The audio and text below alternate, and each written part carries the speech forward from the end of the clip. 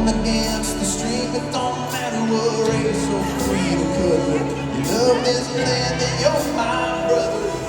That anyways, you know I'm gonna stand. If you say you can't breathe, I'll show you we can. Ain't never gonna stop believing. We were born for freedom.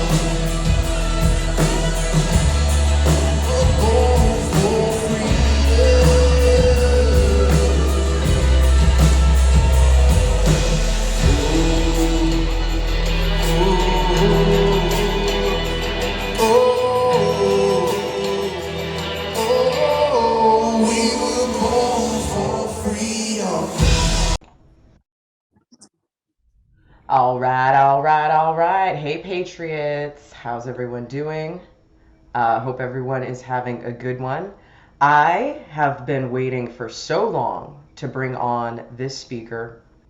Um, this is an individual that I met, I don't know, a couple of months ago, kind of just tossing back and forth on Telegram or whatnot. He works for the Ontario, Canada Federal Corrections Department. He works in law enforcement. He's a very dedicated employee. He and I have been talking just kind of about the decline of his country, and I've never done a show before with a Canadian, so I'm very happy to have him here. Um, Ladies, I wish you could see him, but you can't. But I have, and he is a perfect 10. He's a father, he's a patriot, and he loves his country, and he's tired of seeing the way his country is going down the tubes. Everybody, welcome to the show, Skip J. Hey, thank you very much for that amazing intro, Jen. And it's great to be back. So thanks for having me. I'm sorry the first recording that we did didn't work, but considering that at this point it's kind of time sensitive, I'm glad that we're able to reconnect right now and talk about it right now. Absolutely. Okay. So, first off, why don't you tell the Ragers a little bit about yourself? I know that you moved to Canada with your parents when you were 10 years old. You're only a couple of years younger than me, so I guess technically you still might be Gen X, maybe. You're kind of on the cusp of being a millennial, but you're old enough. You're old enough to be grown. You're old enough to know what the country was like and how different it was, just even in the last 20 years, 25 years that you've lived in Canada. I know you know, Canada is a lot more diverse than most people think it is, but it's not diverse enough, in my opinion, to be having all of the BLM and Antifa problems that you currently have. But as we all know, BLM and Antifa are just, they are just arms of a much, much larger, much bigger communist cabal that is overtaking the entire world. We can look at London, we can look at France, we can look at Germany, we can look at Italy right now, we can look at Australia, which is probably the worst right now. But there's a lot going on with Mr. Trudeau. But again, Skip, why don't you just tell us a little bit about yourself, and then you can kind of bring yourself up to the present. Yeah, absolutely. Yeah, I'll try and keep it brief. You pretty much summed it up. Basically, I'm technically a millennial, but I really don't feel any connection with some of the other millennials that are in their early 20s right now. I still feel a little more closer related to a Gen X. Like I Yeah, said, like I said, he's grown. He's grown. He's yeah. grown. Yeah, I mean, when I first came to Canada, like I just felt like Canada was all about inclusiveness. They were constantly kind of pushing diversity on us. They were constantly pushing that this was a nation of all different nations, not too dissimilar from the United States, not too dissimilar from Australia as well. And I feel like that just 25 years later, that just wasn't enough. Now it's not enough to say that we're all inclusive. Um, every every few years, it seems that we have to go another step above what we did last time, a little more progressive this time. We have to include this group. We have to include this other group. And it's kind of funny watching groups like there's sort of leftist groups kind of turn on themselves. There's been groups of Black Lives Matter that showed up to a pride parade in Toronto, basically threatening to shut it down because it didn't include enough Black gay people. It didn't include enough Black transgenders, and the parade almost stopped until the organizers of that pride event got together and agreed to the terms that Black Lives Matter was demanding, which was basically more inclusiveness. So it's never enough with these Marxist organizations. So yeah, it's similar, I guess, into the United States and maybe to other Western countries. Everything's just taken a downward spiral. Everything's always progressing toward the left. And right now we have a political environment. We have two major parties in Canada. We have the Liberal Party, which is similar to the Democrats, and we have a federal Conservative Party, which is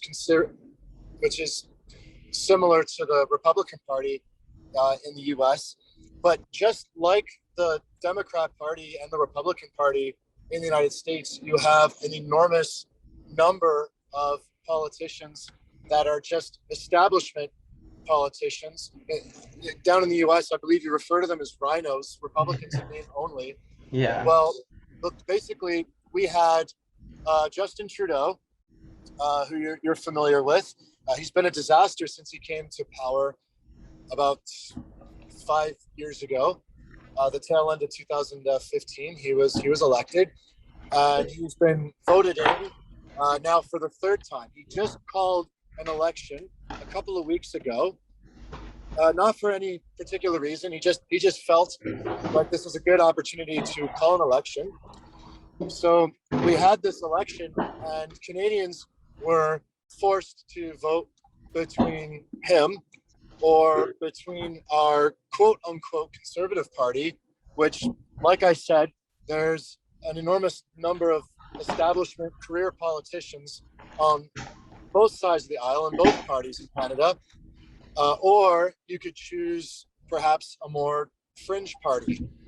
You could choose like the Green Party, which is all about the environment, the NDP, which call themselves the New Democrats. They consider themselves to be like the Liberals, but even further left. And then there's another party that just came to prominence about 3 years ago. It was formed of former Conservatives that said, you know what, we don't like where this party's gone. There's too many establishment career politicians in the Conservative Party. They're going too far left. We want to create our own party, which is called the PPC, the People's Party of Canada.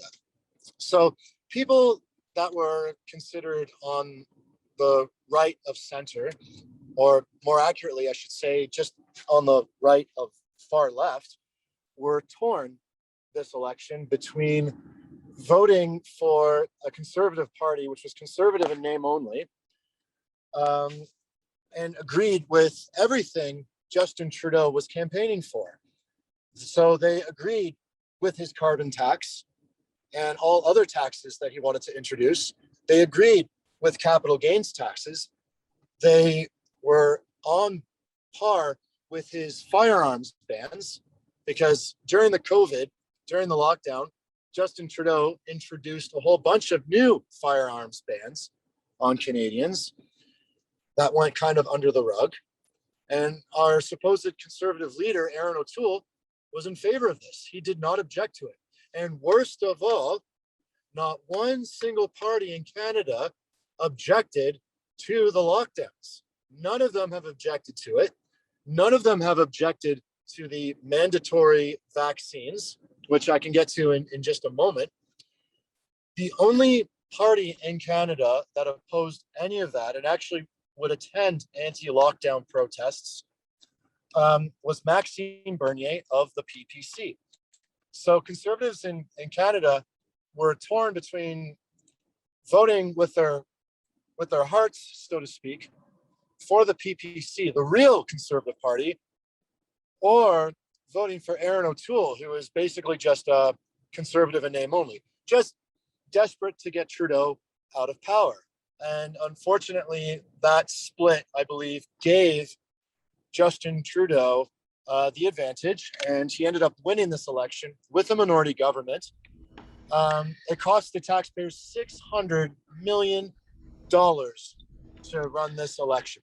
Now, think about that for a second. Think of all the small businesses that have had to shut down in Canada, that have had to fire employees, have had to lay off either permanently or temporarily a number of their employees. And think about how much that 600 million could have helped small businesses around Canada. Right. And instead, our dear leader decided to waste it on an election that changed very little. I believe the Liberals won maybe 4 seats, so 4 ridings that they hadn't had before. So now they have a total of about 158. Yeah, so that should tell everyone right there what our prime minister is like and where his priorities lie. It's not in helping Canadians. It is just in winning an election, even by a slim margin. So that's the political landscape going on right now. Wow. So, yes, That was a lot. it's a real, 600 million just gone, vanished.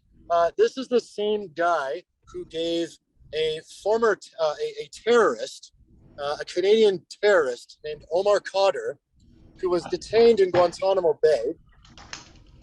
He was brought back to Canada. People were saying that it was a human rights violation for him to be detained in Guantanamo Bay. He was brought back to Canada. Our prime minister gave him $10 million. Okay, so this is a man who willingly went to Afghanistan, fought for the Taliban, was involved in an armed conflict that resulted in the death of an American medic, and he was rewarded Canadian citizenship, freedom of mobility, and a $10 million check. 10 and a half, I believe. Yes. Oh, sounds like you have an Obama up there. They're all cut from the same cloth, they're all cut from the same, let's just pay our enemies. They all have, that's their mindset. This is the pacifist liberal mindset. Let's pay our enemies. Okay, let's pay our enemies to shut up. Let's pay our enemies to be free. Let's pay our enemies to terrorize others so that when we pull the receipts, they'll do what we want them to. Just like fucking Antifa, it's just ridiculous. This is what they do. This is what Obama did. This is what the Clintons did. This is what Joe Biden is doing now. He just donated, what is it, $8 trillion worth of military equipment, military vehicles, military transportation, weapons, cash. He just, donated it. Conveniently. Yeah, you're absolutely right. Here I am talking about Justin Trudeau giving a former member of Al Qaeda $10 million. You're absolutely right. Joe Biden left them billions, if not trillions, of dollars worth of U.S. equipment. Basically, just rewarded the Taliban. And as far as I can tell, the Taliban have not been kicked off of any social media sites. Ditto the Iranian regime, which chants death to America regularly. They still have Facebook. They still have Twitter accounts. But anyone that says that they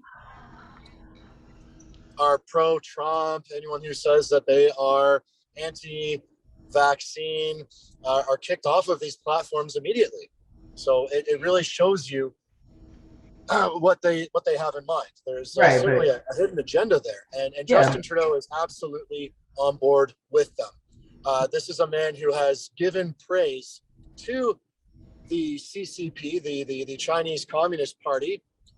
He has praised them for their treatment of citizens, for their economic model, which looks more like slavery in the feudal period. Than it would a free market form of capitalism. So yeah, and so much for a worker's utopia. Right. Over in China, they have something called the 996. Chinese workers are expected to work from 9 a.m. until 9 p.m. 6 days a week. So 12-hour days, 6 days a week. Here in North America, anything above 40 hours a week is considered overtime.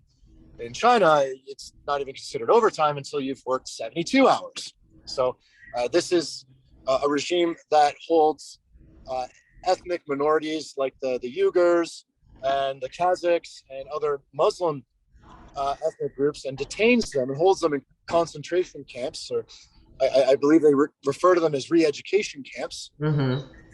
And while we have a prime minister that condemns Islamophobia here in Canada, he then praises the Chinese for doing something Right. 100 times worse. Right. People go missing in China for questioning the government. People are given a social credit score and are not allowed to travel around freely using public transportation in China. And again, Trudeau is in favor of all of this. So Right, and he's so pro BLM up there in Canada, but then has nothing to say when the Chinese are systematically torturing and enslaving Nigerians, almost to the point of slave labor, beating them publicly, not allowing them into McDonald's, discriminating against them in China. Okay, and then God knows what's happening with the Chinese businesses that have gone to Nigeria. Okay, because a lot of people are saying Nigeria is owned by China at this point. But I wanted to step back real quick. Um, we definitely want to talk about what's going on at your job, but just to answer my questions and probably other people's, what is the carbon tax and what is capital gains tax? okay, so what they're saying is the long and short of a carbon tax is they want to introduce higher taxes on commodities that they feel have resulted in higher carbon emissions. So the cost of fuel goes up every year.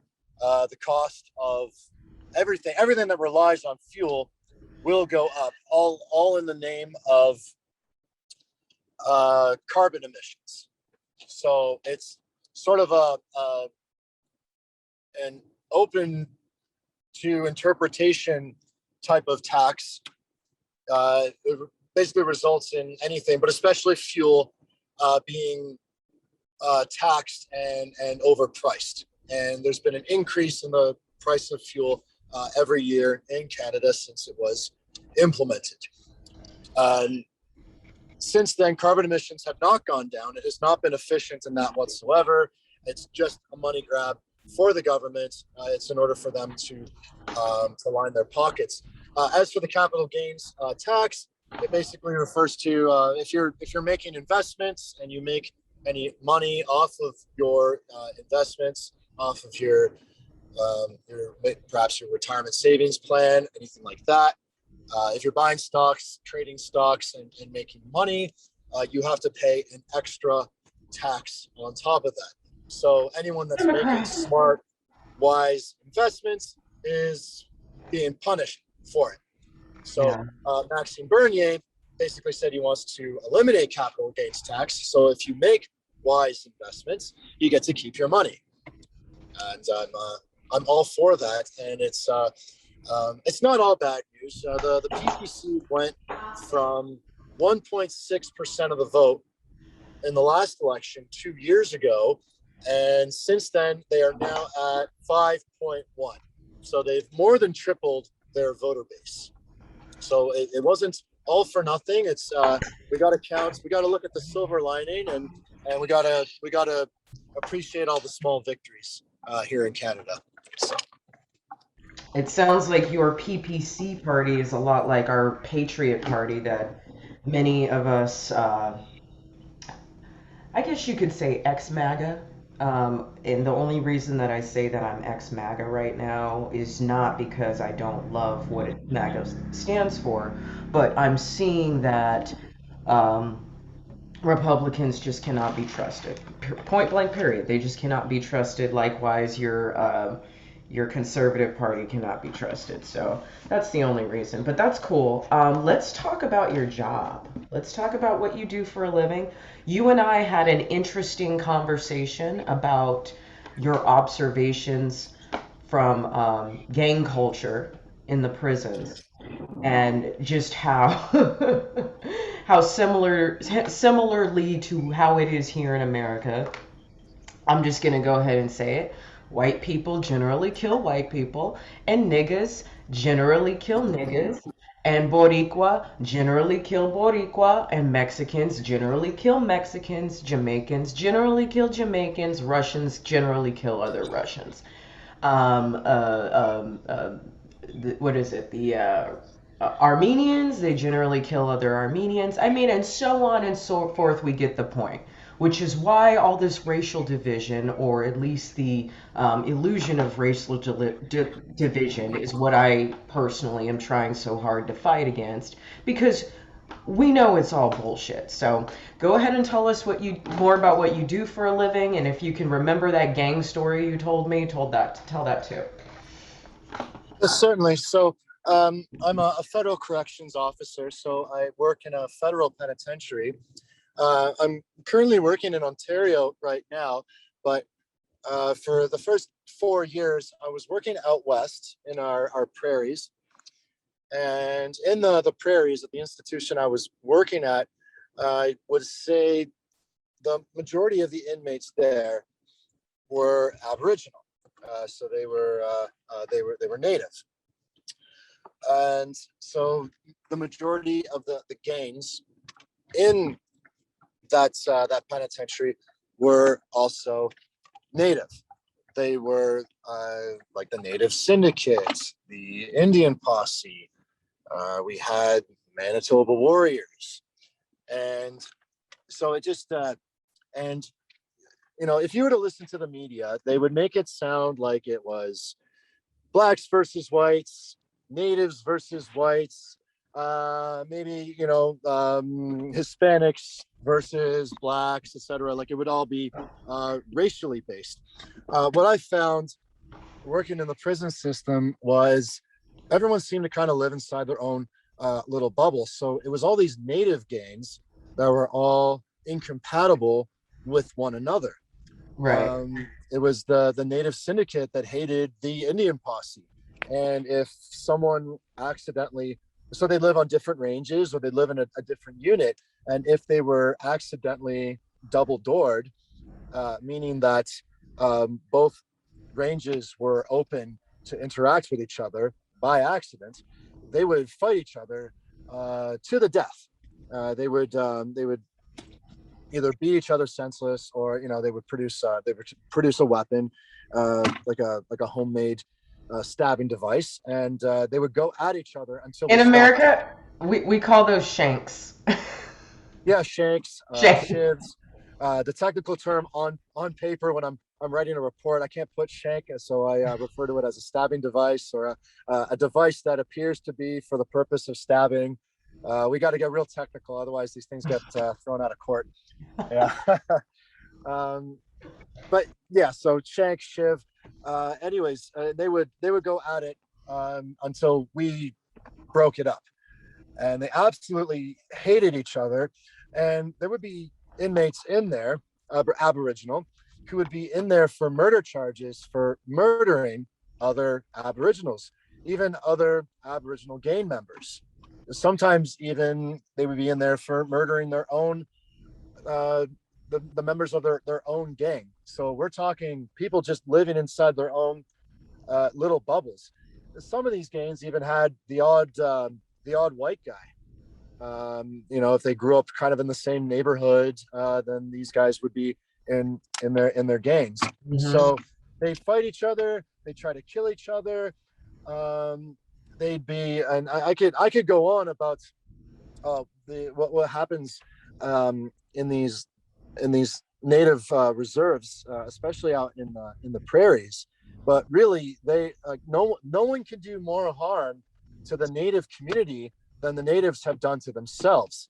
But suddenly, if, like, hypothetically, I were to say, hey, to an inmate, hey, you've been on the phone too long, it's time for you to lock up. Or, hey, you've had your privileges revoked, you need to go into your cell, you need to lock up.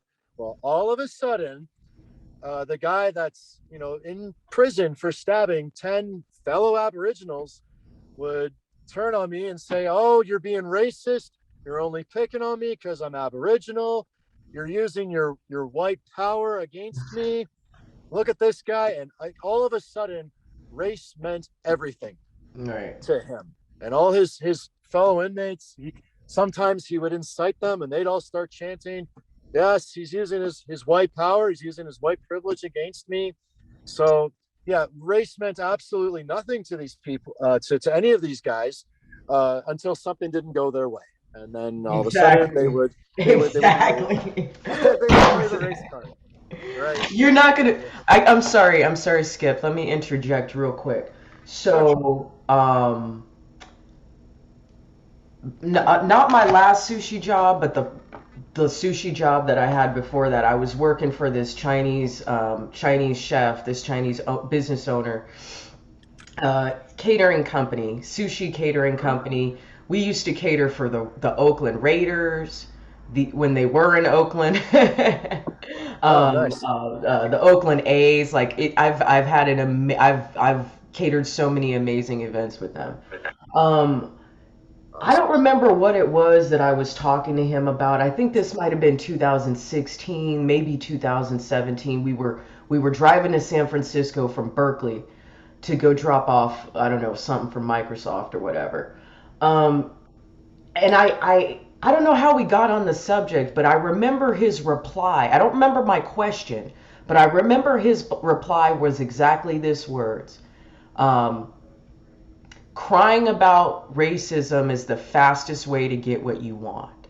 I think what I was asking him about was, I was probably asking him about the BLM riots, because they were shutting down freeways. Antifa was shutting down freeways. Like, living in San Francisco was really bad. Living in the Bay Area was really, really bad. It was the worst. There's no place that's got to be worse than San Francisco. I can't think of one. Not even, I really can't. But nonetheless, he said that, and I think it's because we were talking about how, he would hire certain dishwashers of a certain skin tone. And these, he'd end up having to fire them because they were fucking crazy, or they didn't want to work, or they didn't show up, or they half-assed everything, or the dishes were dirty, and when it was brought to their attention, all of a sudden, they were, Ming, his name was Ming. Ming was racist. You know what I mean? So those were his exact words, and it's funny because that's exactly what you just said, and we're talking about two completely different industries. Yes. But that is the general sentiment of this race grievance victim industry that has corporate companies in fear, okay? That has everybody by the balls all over the world for a group of people that have done nothing but commit crimes, domestic violence against themselves, child abuse against themselves, doing nothing to further strengthen their families and raise their kids right. But everything is the white man's fault. And you don't even need to be white to be racist. You don't even need to be white. There's going to come a day where some nigga's going to tell me that I'm racist because my skin is lighter than theirs. Oh, I'm sorry. Did I call you lazy? I'm sorry. Did I call you incompetent? I'm sorry. Did I ask you to do your job? I'm sorry. Did I ask you to show up on time? It'll happen. It will happen. Mark my words. I'm next on the list. The cis heterosexual Absolutely. white No, man. I think it was, who was it? I think maybe it was the Washington Post or maybe the Huffington Post. No, sorry, not the Washington Post. I'm thinking, I think it was either the Huffington Post. It was one of those, one of those news outlets, and they wrote an article. Like, some guy actually took the time to write this, about how whiteness is toxic, and it can be perpetrated by non-white people. It was just, it was uncanny. It was uncanny. He got to write the whole thing. And, you know, not once did someone say, hey, this sounds stupid. Not the editor, you know, not the president. Nobody. They all let it happen. It was incredible. It was incredible. So yes, you're absolutely spot on. And yes, I've heard it numerous times with different people that I've met and interacted with, and some friends of mine that were like I had a couple buddies. They're East Indian, originally from the Punjab area, but they were born in Canada. So you know they speak with a Canadian accent, and they listen to metal, and they dress a certain way. Like we all grew up together. We all grew up in the suburbs, and both of them told me they get it over and over again that they'll get called by other brown people. They'll get called whitewashed, and they'll be called Uncle Tom and things like that. And their reply is, "What do you mean? What am I supposed to do? Am I supposed to speak with an accent? I was born here. Am I supposed to listen to a certain music, a certain genre? Like, am I That's supposed not their to behave?" culture. Yeah. No, they grew Right. up in Canada, so they're acting Canadian. Right. So yes, there's always going to be people out there that tell you, because of the color of your skin, this is how you need to talk, this is how you need to behave, and that's what the far left does. They Yeah. have to compartmentalize everything you do, and yeah, it's absolutely it's already started, and it's only going to get worse. And I guess all we can do is sit back and laugh. Yeah. I mean, I'm pretty sure they it was the New York Times or New York Post called they had an article about Enrique Tarrio calling him they call it multicultural white supremacy. So Yeah, it was something. I'm next. Yes, I'm yes, next. that was. I'm I next. think that was it. They're like, yeah, the new multiracial face of white supremacy or Something something. like that. Okay. Yeah, it was. Speaking, Oh, hey, speaking of white supremacy, I don't know how much longer you have to talk. How much longer do you have? I just got one more minute, and then I got a jet.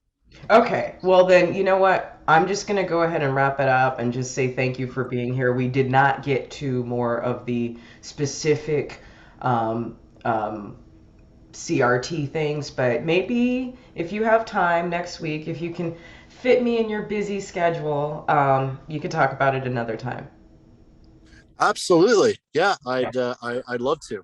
Yeah, that would be my pleasure. And thank you so much for having me Of course. on your show. This is quite a quite a privilege, and Oh, thank you very much. no, thank you. Thank you. All right, thank you. Have a good one. Thanks. You too.